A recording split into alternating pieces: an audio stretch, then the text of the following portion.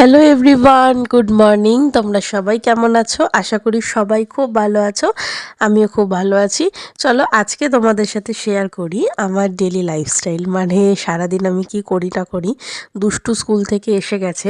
আর হ্যাঁ, এই দিনটা ছিল পৌষ সংক্রান্তির পরের দিন, মানে পিঠেপুলি উৎসবের পরের দিন। আমি দিনের দিন পিঠে বানাইনি, কারণ আমাদের বানাতে নেই এই বছর। এক বছর তো আমাদের কিছুই নিয়মকানুন করতে নেই। কারণ মানে সেটার কারণ তো তোমরা সবাই জানো। এখানে একদম হালকা পাতলা রান্না করেছি। দুষ্টু আসার আগে মোটামুটি সমস্ত কিছুই কমপ্লিট। রান্না খাওয়া করে ওকে খাইয়ে ঘুম পাড়িয়ে এখন বসেছি আমি পিঠে বানাতে।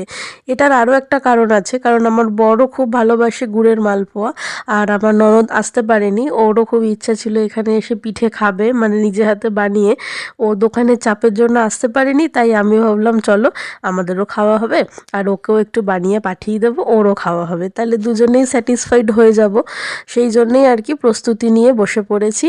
এখানে গুড়ের মালপোয়া ভাজা স্টার্ট হয়ে গেছে, আর ওদিকে দুধ পুলির জন্যে পুলিগুলো দুধের মধ্যে দিয়ে ফোটানো হয়ে গেছে। এখানে গুঁড়ো দুধ, মানে লিকুইড দুধের মধ্যে দিয়ে দিয়েছি, গুড়টাও লাস্টে দিয়ে দিলাম।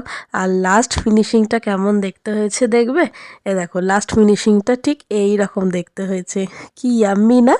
এখন বরকে টেস্ট করাবো কেমন হয়েছে, সেটা ওই জানে আর আমিই জানি।